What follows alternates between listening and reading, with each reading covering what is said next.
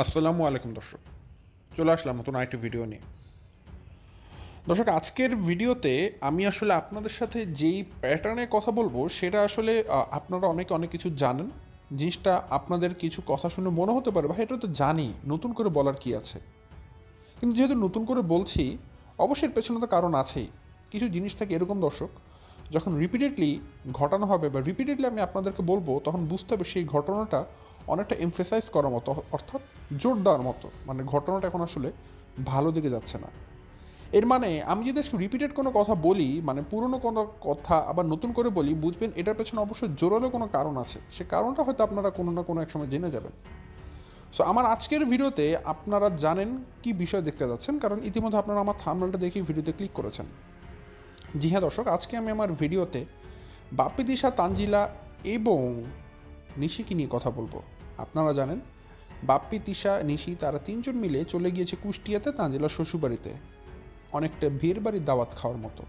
এবং তানজিলা বারবার করেই বলছে বিয়ের বাড়ির দাওয়াত, বিয়ের বাড়ির দাওয়াত। মানে ভাই, এটা কি বিয়ে হচ্ছে? না, বিয়ে হচ্ছে না তো।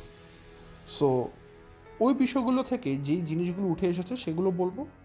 পাশাপাশি মিমের কিছু কথা আমি আজকে না বললেই নাই, যে মিমের যে পা ভাঙ্গার বিষয়টা, মিম সেটার জবাব দিয়েছে, মিমের নাকি পায়ে ব্যথা। সো ব্যথা নিয়ে আমি কথা বলবো। সো ব্যথা নিয়ে আমার কিছু কনফিউশন আছে, সেই কনফিউশন আমার দূর করতে হবে। আশা করি মিম সেক্ষেত্রে আমার কনফিউশনগুলো দূর করে দেবে। এবং আপনাদেরকে আমি একটা জিনিস অনেক আগেই বলেছিলাম যে তানজিলা, তিশা তারা এখন বর্তমানে ইউটিউবের থেকে ফেসবুকে বেশি অ্যাক্টিভ, তারা ফেসবুকে ভিডিও দিচ্ছে। সো ফেসবুকে কিন্তু মোটামুটি ভালোই তারা তুলোধনা খাচ্ছে, বাঁশ কিন্তু এদিক সেদিক এবড়া থেবড়া সবভাবেই খাচ্ছে। সো ফেসবুকে যে ধরনের মানে শুভেচ্ছায় স্বাগতম তাদেরকে করা হয়েছে, সেই টাইপের কিছু কমেন্ট আমি আপনাদের সাথে আজকে শেয়ার করব। খুবই বিনোদন পাবেন দর্শক। সো আজকের ভিডিওতে বিনোদন থাকবে, সিরিয়াস কথাবার্তা থাকবে, গোপন ইনফরমেশন থাকবে এবং এক্সপ্লেনেশন থাকবে, অর্থাৎ ফুল প্যাকেজ থাকবে। সো আশা করি দর্শক আপনাদের কাছে সবার ভিডিওটা ভালো লাগবে। সো বেশি কথা না বাড়িয়ে চলুন শুরু করা যাক আমার আজকের ভিডিও শুরুতে বলে রাখি, আপনারা যারা নতুন এখন পর্যন্ত আমার চ্যানেলকে সাবস্ক্রাইব করে পাশে থাকা ছোট্ট বেল আইকনটা বাজিয়ে অল নোটিফিকেশন অন করেননি, অবশ্যই করে দিবেন। আর যারা ভিডিওটা দেখছেন, লাইক দিয়ে ভিডিওটি দেখা শুরু করবেন। দর্শক, আমি আমার ভিডিওর মূল কথা শুরু করে দেই। ভিডিওর মধ্যে যেমনটা বলেছিলাম, আজকে আমি অনেকগুলো কমেন্ট পড়ব, যে কমেন্টগুলোতে আসলে তিশা, তানজিলা তাদেরকে শুভেচ্ছায় স্বাগতম করা হয়েছে ফেসবুকে। অর্থাৎ দর্শকরা কীভাবে তাদেরকে মানে মিষ্টি সুরে আগমন জানিয়েছে ফেসবুকে। কারণ ইউটিউবে তো তাদের কমেন্ট সেকশন অলওয়েজ রেস্ট্রিক্টেড করে দেয়, ব্লক করে রাখে বা হেল্প ফর রিভিউতে দিয়ে দেয়, যার কারণে সেখানে যদি কোনো গালিগালাজ বা কমেন্ট করা হয় সবার চোখে তো আর পড়ে না। তো ফেসবুকে তো আসলে এই সিস্টেমটা নাই, তো যার কারণে সবাই মন খুলে কমেন্ট করতে পারে এবং ম্যানুয়ালি ডিলিট করে দিতে হয় যদি আপনি কারোর কমেন্ট পছন্দ না করেন।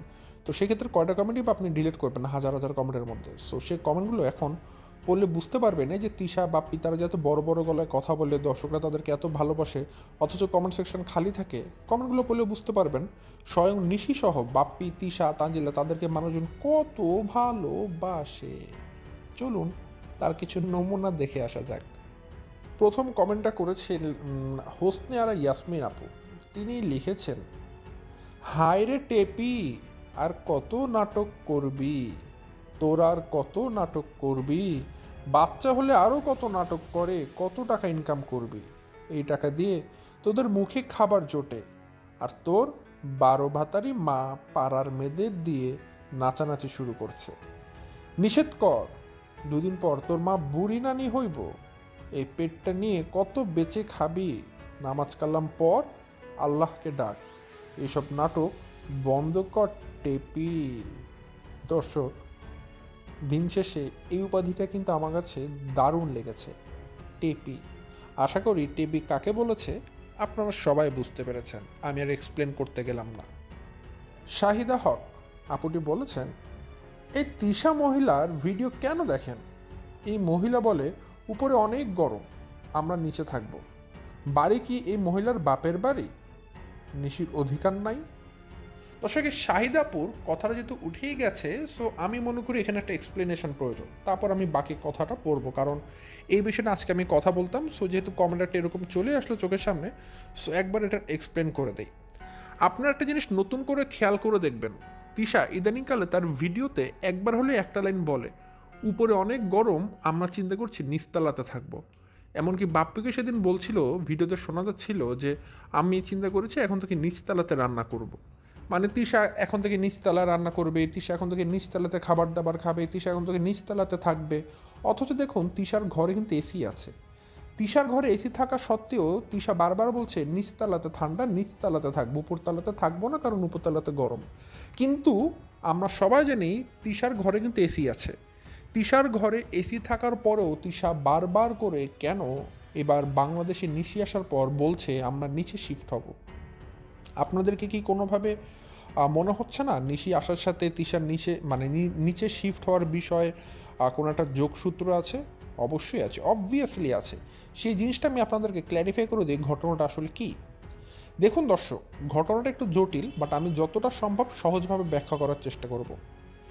পাবনার দোতলা বাড়ি নগদে দোতল হয়েছে বাপ্পিরা যখন দোতলা করেছে তারপর। এর আগে এটা নিচতলা বাড়ি ছিল এবং বাড়িটা ছিল বাপ্পির বাপের করা। বাপ্পির বাবে বাড়িটাকে উঠিয়েছিল, বাপ্পির সেখানে কোনো ইনভেস্টমেন্ট ছিল না।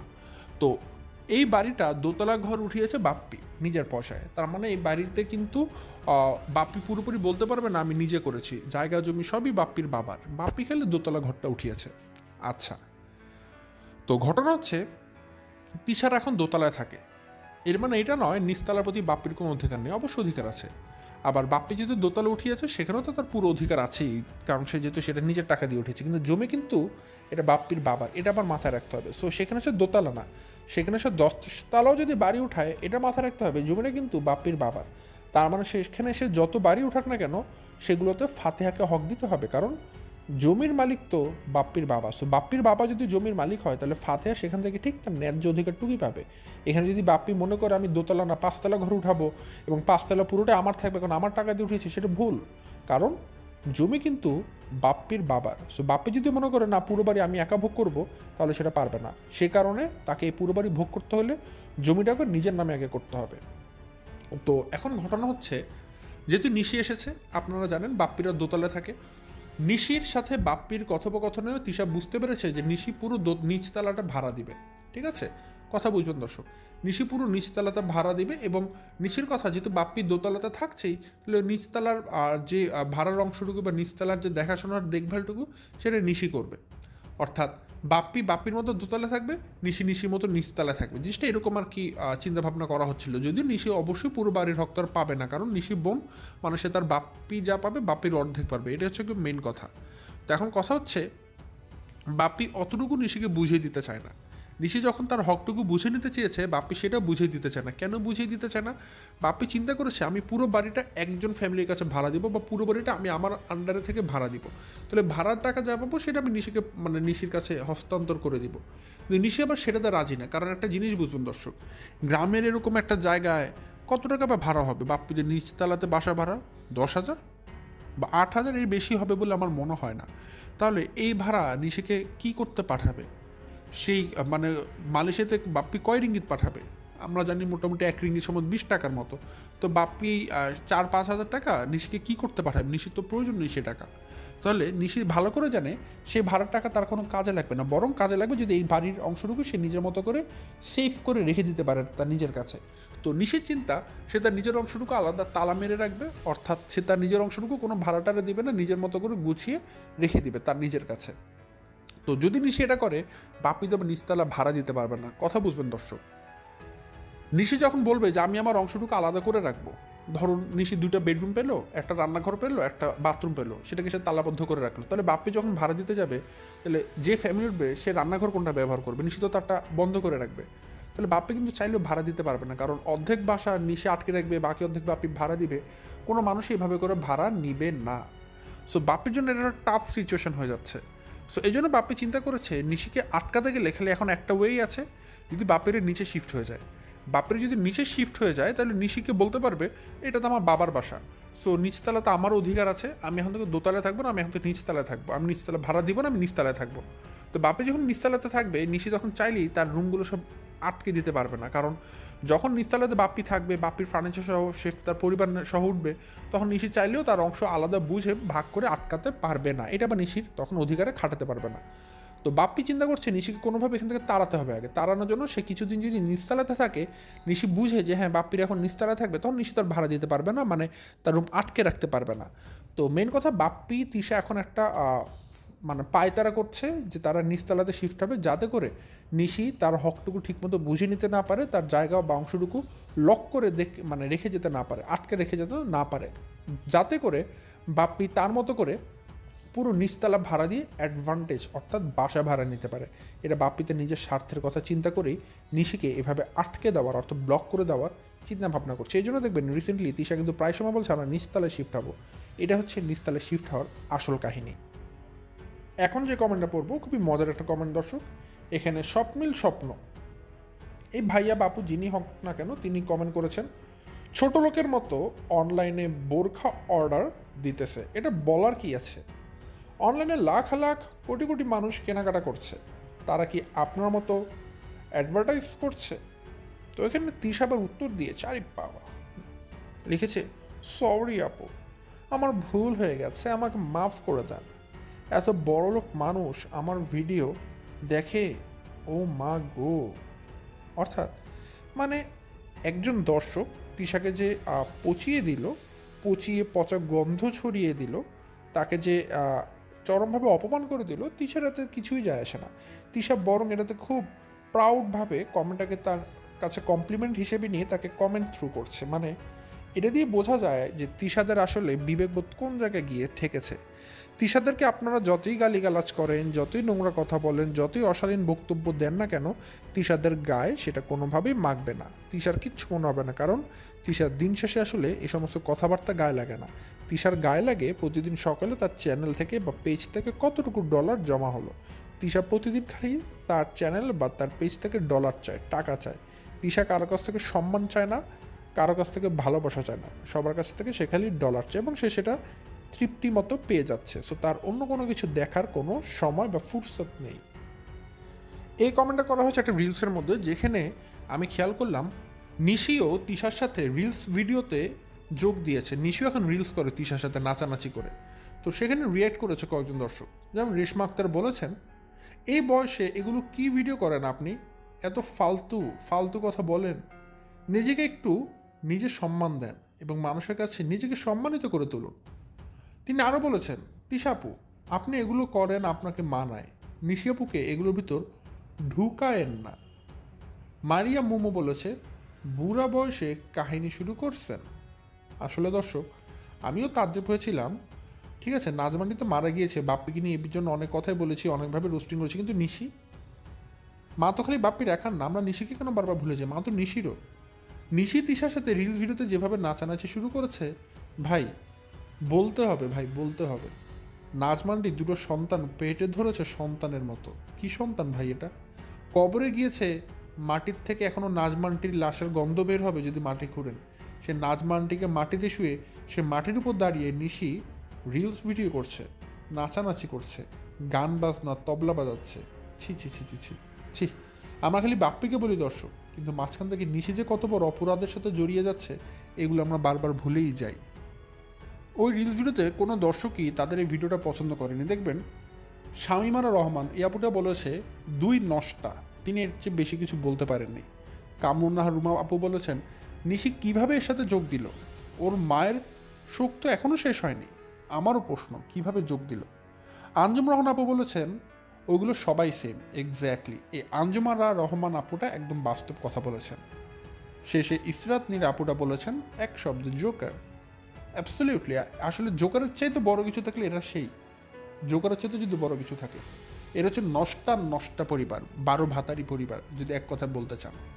তো যাই হোক দর্শক, তো ইতিমধ্যে কমেন্টের মাধ্যমে কিন্তু অনেকগুলো ঘটনা স্পষ্ট হয়ে গেছে। এর মধ্যে গুরুত্বপূর্ণ একটা কথা ছিল, তিশা কেন বারবার এখন নিচতলার বাসায় শিফট হওয়ার কথা বলছে, কেন তিশা বারবার নিচতলাতে শিফট হতে যাচ্ছে, এই বিষয়টা কিন্তু আমি ক্লিয়ার করে দিয়েছি কমেন্টের মাধ্যমেই। সো এখন পরবর্তী যে বিষয়টা আসে সেখানে চলে আসি সবার আগে। মানে তানজিলা আর তানজিলা যে শ্বশুরবাড়ি, সেখানে বাপ্পি তিশা নিশি সবাই ঘুরতে গিয়েছে। আসলে ঘুরতে যাওয়া তো কোনো রোস্টিং ভিডিও হতে পারে না, কিন্তু ঘুরতে যাওয়ার পেছনে কিছু গল্প আছে, সেগুলো আমি একটু বলতে চাই। দেখুন দর্শক, এই ইউটিউব জগতে তানজিলা কিনে যত কন্ট্রোভার্সি আছে, এই তানজিলার কন্ট্রোভার্সির পেছনের মূল উদ্যোক্তাটা কে জানেন? সবাই জানেন, এই নিশি। নিশি কিন্তু সর্বপ্রথম তার ভিডিও নিচে কমেন্ট সেকশনে কমেন্ট করে বলেছিলেন, তানজিলা আমার ভাবির মেয়ে না, আমাদের কেউ লাগে না, ঠিক আছে। তানজিলা নাকি ভাবিদের বাড়ির অন্য কেউ একটা আত্মীয়, মানে তানজিলার জন্ম পর্যন্ত সর্বপ্রথম প্রশ্নবিদ্ধ করেছিল কিন্তু নিশি। তখন থেকে সবাই ভাবছিল তানজিলা তাহলে কে, তানজিলা পিতৃ পরিচয় কী। তার মানে আজকে তানজিলাকে যে পরিমাণ উলঙ্গ করে ছেড়ে দেওয়া হয়েছে ইউটিউবে, এটার পেছনের মূল কারিগর কিন্তু নিশি নিজেই। অথচ দেখুন মালয়েশিয়া থেকে আসার পর নিশিকে বরণ করার জন্য কত ধুমধারাক্কা আয়োজন করছে তানজিলা তার শ্বশুরবাড়িতে বসে।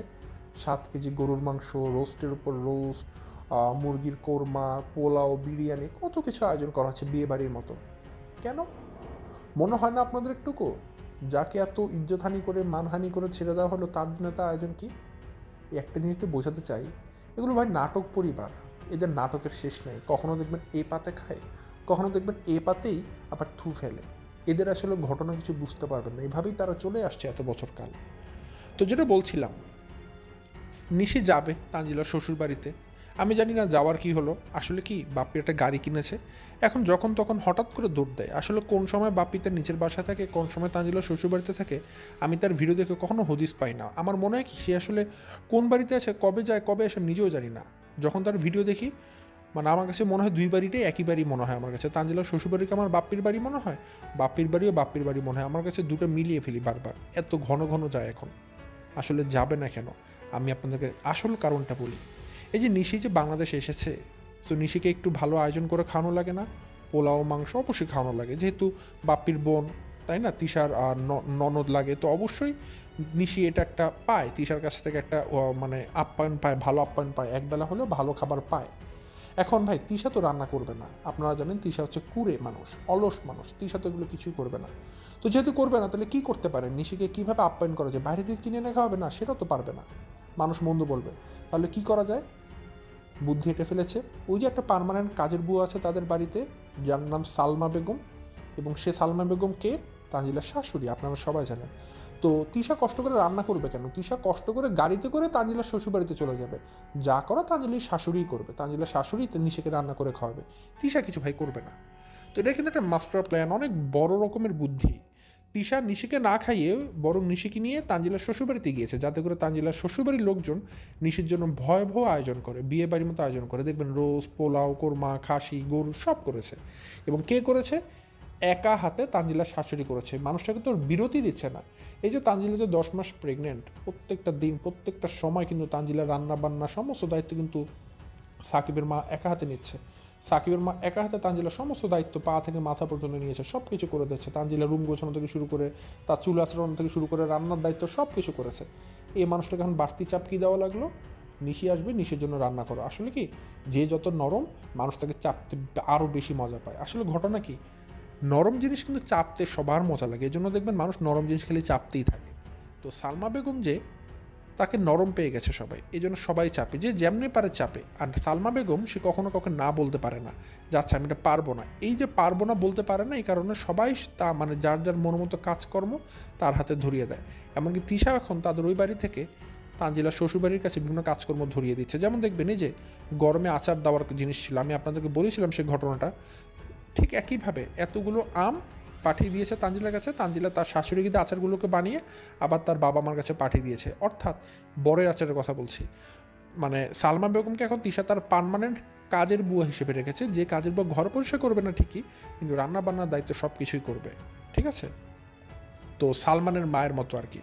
তো নিশিকে নিয়ে যাচ্ছে তানজিলার শ্বশুর বাড়িতে, সেখানে তার জন্য রাজকীয় আপ্যায়নের ব্যবস্থা করা হয়েছে। যদিও আপনারা ইউটিউবে হয়তো দেখবেন এখনও যায়নি, বাট অরিজিনালি নিশি কিন্তু তানজিলার বাসাতে চলে গেছে ইতিমধ্যে, ঠিক আছে।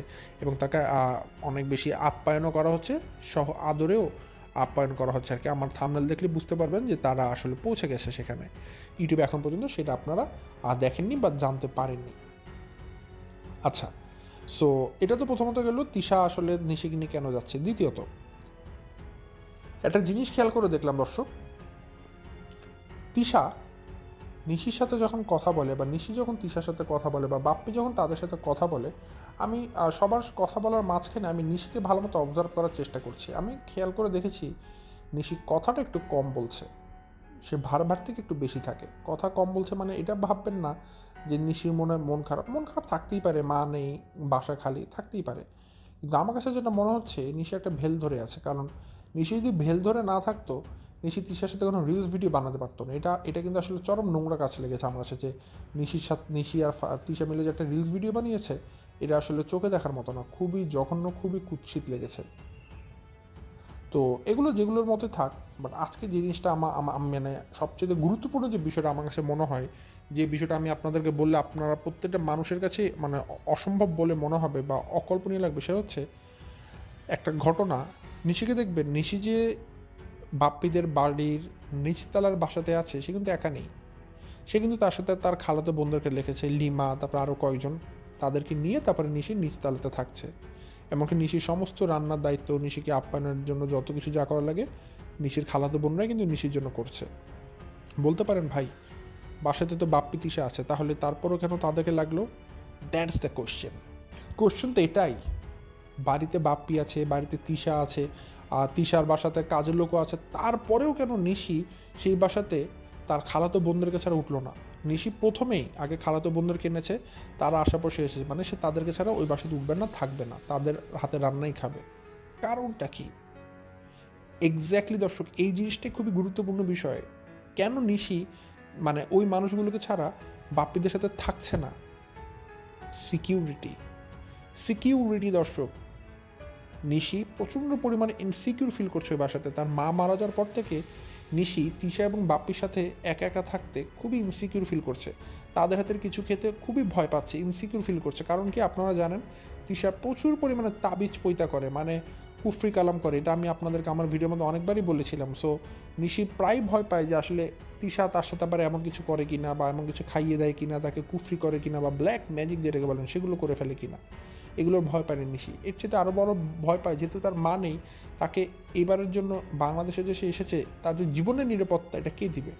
যেহেতু তার মাকে একরকম বলা যায় বাপ্পি আর তিশা মিলে কিন্তু মেরে ফেলেছে, একরকম বলা যায়। এটাকে আসলে আমি বলেছিলাম কেন, সেটা আমার পূর্ববর্তী ভিডিও দেখলে আপনারা বুঝতে পারবেন। সো নিশিও কিন্তু ভয় পায় যে তার সাথে না আবার কোন দুর্ঘটনা ঘটিয়ে দেয় তিশা এবং বাপ্পি মিলে। সো নিশি তার নিজের সিকিউরিটির পারপাসে, নিজের সেফটির জন্য, নিরাপত্তার জন্য সে তার খালাতো বোনদেরকে বলেছে তার সাথে থাকতে যতদিন সে বাংলাদেশে থাকবে, এবং খাবার দাবারের দায়িত্ব তাদেরকে দিয়েছে। এমনকি সামান্য চা যেটা, সেটাও মানে নিশি তিশার হাতে কিন্তু খায় না, ওই লিমারা বানিয়ে দেয়, তারপরে নিশি খায়। এখন কিছু কথা এখানে হয়তো কিছু মানুষ, আমার হেটার্সও বলবেন, হ্যাঁ ভাই ঠিক আছে বুঝলাম আপনি একটা কথা ক্লেম করেছেন, সো বুঝলাম আপনার কথা সত্য, বাট একটা কথা তো বুঝলাম না। প্রথমে যখন এসেছিল নিশি, সেদিন দেখলাম নিশি তিশার হাতে সাদা খিচুড়ি খেয়েছিল, এটার ব্যাখ্যাটা কীভাবে দিবেন? অবশ্যই দর্শক, এখন একটা জিনিস বুঝেন, আপনি একই বাসায় আছেন, কার বাসাতে আছেন? আপনি আপনার ভাইয়ের বাসাতে উঠেছেন, আপনার মা মারা গিয়েছে। আপনি আপনার ভাইকে যদি স্পষ্টভাবে বলে দেন, আমি তোরে বিশ্বাস করি না, তোর বাসা থাকলে আমি ইনসিকিউর ফিল করি, তোর বউরে আমার বিশ্বাস হয় না, তোর বউ আমাকে তাবিজ করবে, এই জন্য আমি তোর বউয়ের হাতে রান্না খাবো না, যদি এইভাবে করে নিশি রিয়্যাক্ট করে, এইভাবে করে বাপ্পিকে বলে দেয়, তাহলে অবস্থাটা কী হবে একবার ভাবুন তো, কী হতে পারে নিশির সাথে? সো অবশ্যই নিশি কথা বলবে না, নিশির যেটা মনে সেটা মনেই থাকবে। তো তিশা যেহেতু রাত জেগে সেদিন নিশির জন্য খিচুড়ি বানিয়েছে, নিশি সেটা চোখ বন্ধ করে আল্লাহর নাম নিয়ে খেয়ে নিয়েছে। এখন ভালো করা মানে, খারাপ করা মানে আল্লাহ, নিশি আল্লাহর উপর ছেড়ে দিচ্ছে। বাট এর পরবর্তী থেকে সে যথেষ্ট কেয়ারফুল ওয়েতে চলছে, যেন কোনো রকম খারাপ কিছু নিশির সাথে না হয়, ঠিক আছে? এবং নিশি প্রত্যেকটা জিনিস কিন্তু বলতে পারেন তার খালাতো বোনদের হাতে খাচ্ছে, তিশার কোনো কিছু নিশি কিন্তু খাচ্ছে না এরপর থেকে। সো ঘটনা এটা, নিশি প্রচণ্ড পরিমাণে ইনসিকিউর ফিল করছে বাসাতে, এই কারণেই নিশি কিন্তু তার খালাতো বন্ধুকে রেখে দিয়েছে, যেটা কিন্তু আপনারা কেউ জানেন না, কেউ হয়তো আপনাদেরকে এখনও বলেনি। সো এই জন্য আমি আপনাদেরকে এই জিনিসটা জানিয়ে দিলাম, ঠিক আছে? নিশি বাপ্পি তিশার সাথে থাকতে ভয় পাচ্ছে। পরবর্তী যে বিষয়টা বলবো দর্শক, পরবর্তী বিষয়টা বলবো মিমকে নিয়ে। আমি মিমকে নিয়ে গতকালকে বলেছিলাম যে মিমের নাকি, মিম যেভাবে করে চলাফেরা করছে আসলে মনে হয় যেন তার একটা পা ভেঙে গেছে, আসলে তেমনটা না। তো মিম এটার উত্তর দিয়েছে আবার কালকে, মিম বলেছে তার পায়ে নাকি ব্যথা, এই জন্য সে হাঁটতে পারছে না। তার পায়ে ব্যথার জন্য সেইভাবে খুঁড়িয়ে খুঁড়িয়ে হাঁটছে। ভালো কথা, পায়ে ব্যথা থাকলে অবশ্যই মানুষ ঠিকমতো হাঁটতে পারে না, দ্যাটস ইট, এটা আসলে লজিক্যাল কথা। কিন্তু ভাই, পায়ে ব্যথা থাকলে মানুষ রিলস করতে পারে? এটা আমার জানা ছিল না। তো মিমের কাছে আজকে আমি আবার পাল্টা আরেকটা কোশ্চেন করতে চাই।